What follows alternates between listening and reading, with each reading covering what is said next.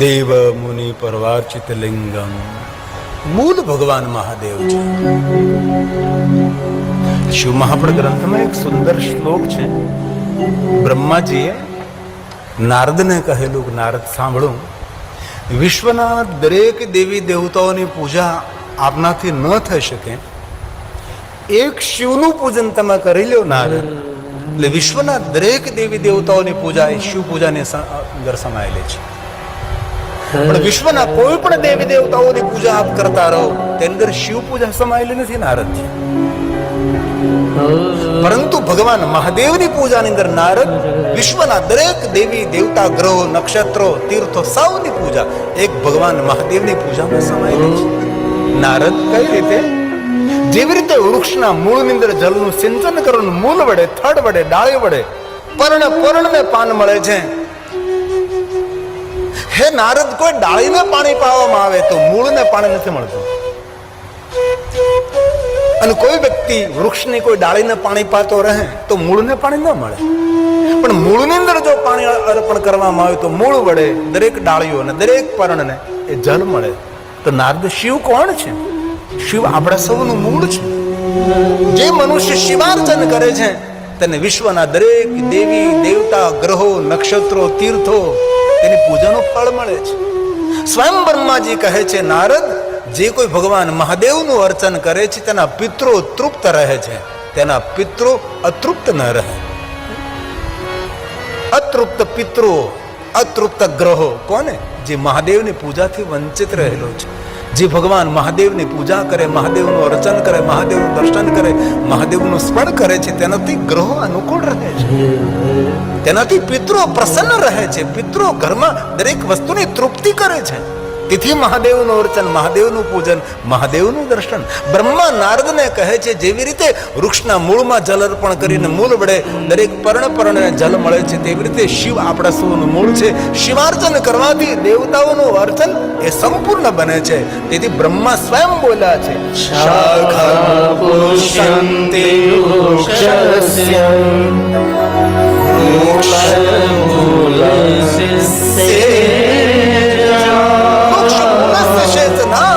શાખા પુષ્યન્તિ વૃક્ષસ્ય. શાખાને પુલકિત રાખવું હોય તો વૃક્ષ મૂલસ્ય સેચના, તેના મૂળમાં જલ અર્પણ કરો.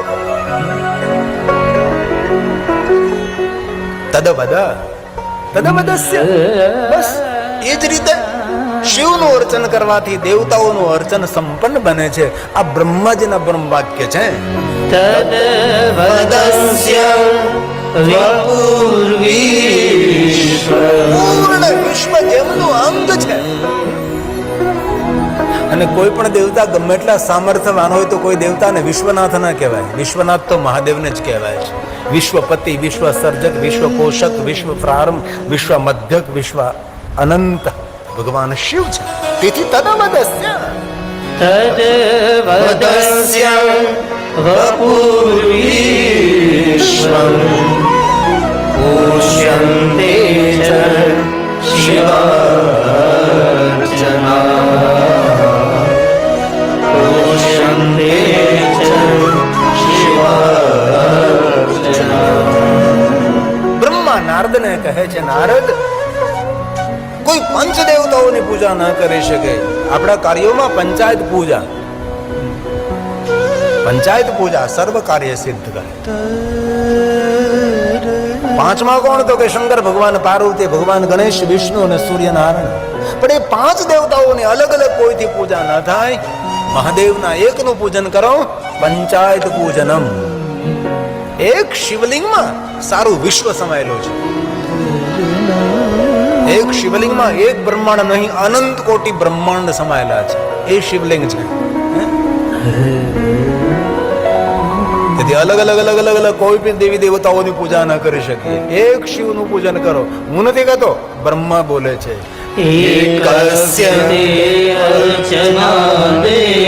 એક શિવનું અર્ચન કરવાથી પંચાયત પૂજનમ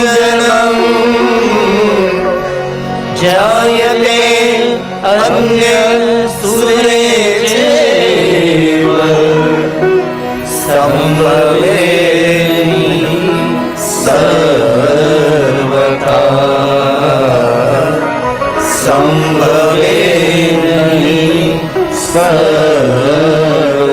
તેથી શિવલિંગની એકની પૂજા અનેકની પૂજા છે.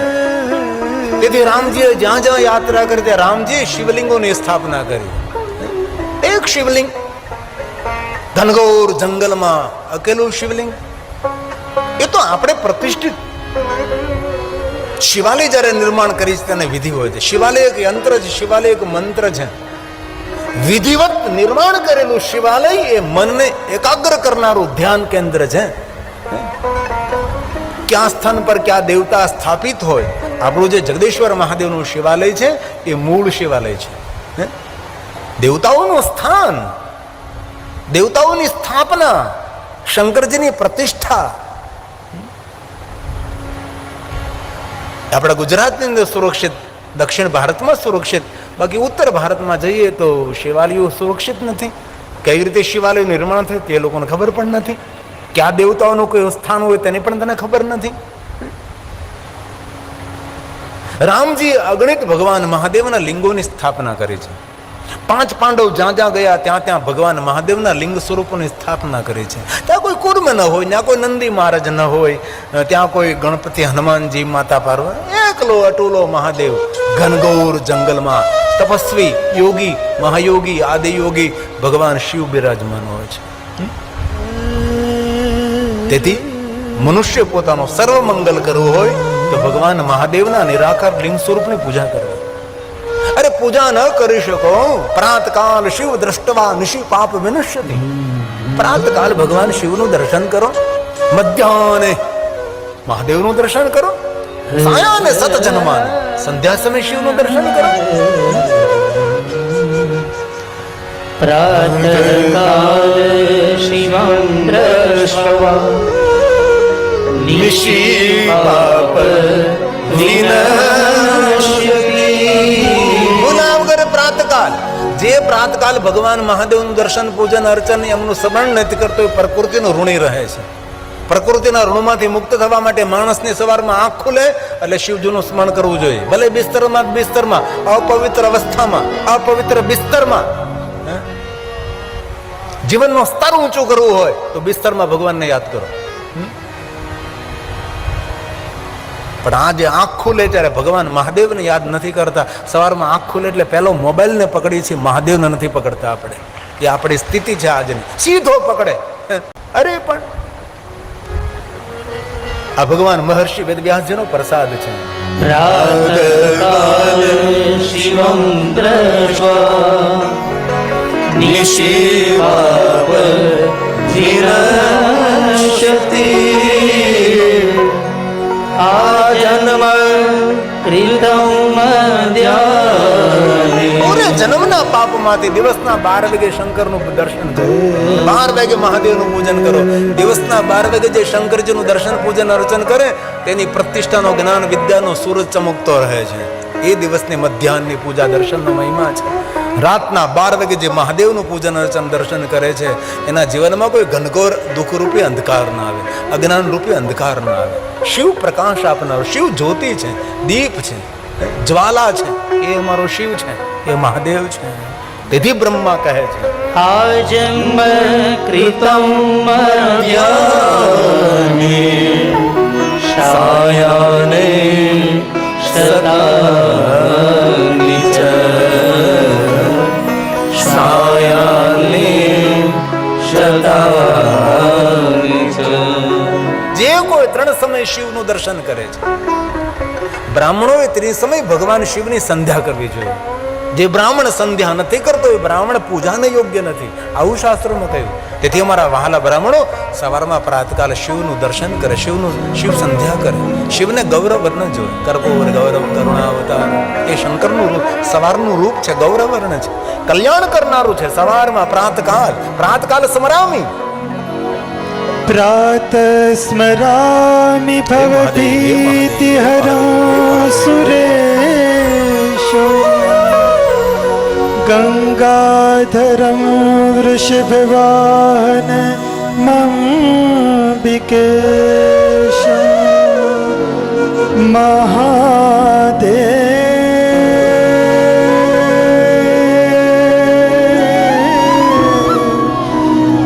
खट्वाङ्गशूलवरदा भयहस्तमीशं संसाररोगहरमोषधमद्वितीयं प्रातः स्मरामि प्रातः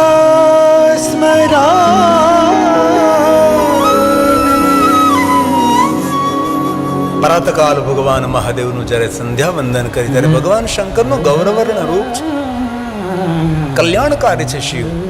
અને મધ્યાહનની જ્યારે સંધ્યા બપોરે કરી ત્યારે રક્તવર્ણ છે ભગવાન શંકર, રુદ્ર રૂપમાં છે, રક્ષા કરનારા છે. અને સંધ્યા સમયે જ્યારે શંકરજીની સંધ્યા કરી ત્યારે ભગવાન શિવજી શ્યામવર્ણ છે, શંકર છે, શાંતિ આપનારા છે. તેથી ત્રિસમયની ત્રણેય સંધ્યાના સ્વરૂપો અને ધ્યાન અલગ અલગ હોય છે. ધર્મક્ષેત્રમાં સંકળાયેલા માણસોએ આ બધું શીખવું જોઈએ કે કઈ રીતે સંધ્યા કરાય છે. સવારમાં ગૌરવર્ણ છે, કલ્યાણકારી રૂપ છે. મધ્યાહને ઉગ્ર છે, રક્તવર્ણ છે, રુદ્ર છે, રક્ષા કરનાર છે. સંધ્યા સમયે શાંત સ્વરૂપ છે, શંકર સ્વરૂપ છે, શાંતિ આપનારો છે, શ્યામ સ્વરૂપ એ ભગવાન શિવ છે.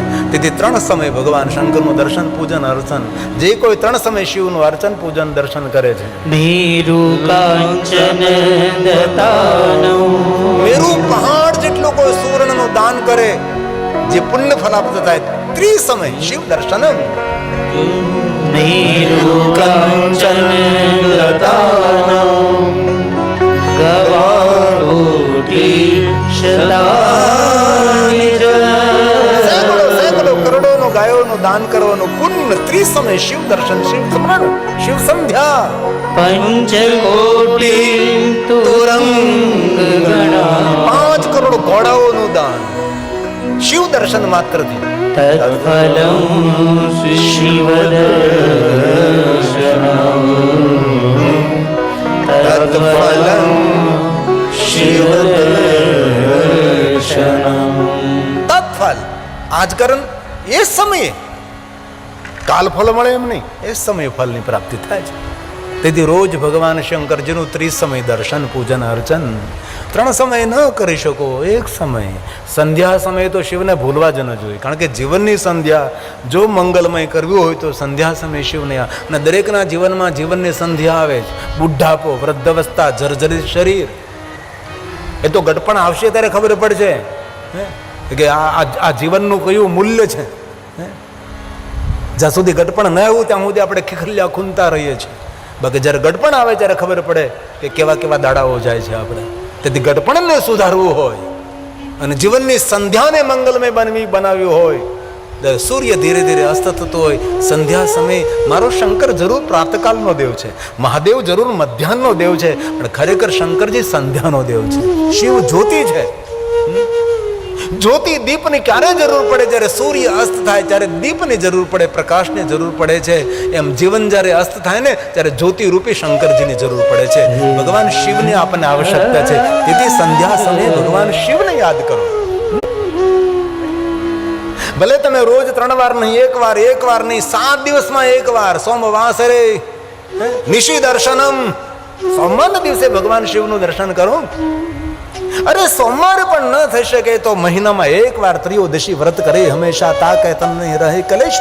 અરે મહિને પણ 1 વાર ન થઈ શકે તો રાજેતી મહારાજેતી 12 મહિને 1 વાર મહાશિવરાત્રિ ભૂલવી ન જોઈએ. મહાશિવરાત્રિ કોઈ સામાન્ય રાત્રિ છે? શિવરાત્રિ સમાન કોઈ રાત્રિ, શિવરાત્રિ સમાનાસ્તિ. વ્રતાનું ઉત્તમ વ્રત એ મહાશિવરાત્રિ છે. શિવરાત્રિ સમાનાસ્તિ. દુનિયાના એક પણ વ્રત ન કરી શકો, દુનિયાની એક પણ પૂજા અર્ચન દર્શન ન થાય, પણ મહાશિવરાત્રિ માણસોએ ભૂલવી નહીં જોઈએ. વ્રતોમાં શ્રેષ્ઠ વ્રત મહાશિવરાત્રિનું વ્રત છે. અજ્ઞાનનો નાશ કરે છે અને જ્ઞાનનું પ્રગટીકરણ કરે છે. એ છે મહાશિવરાત્રિ. શિવરાત્રિ સમાનાસ્તિ વ્રતાનુત્તમં વ્રતં જ્ઞાનતો અજ્ઞાનતો મોક્ષ આપનારી, મુક્તિ આપનારી. કૃત્વા મોક્ષમ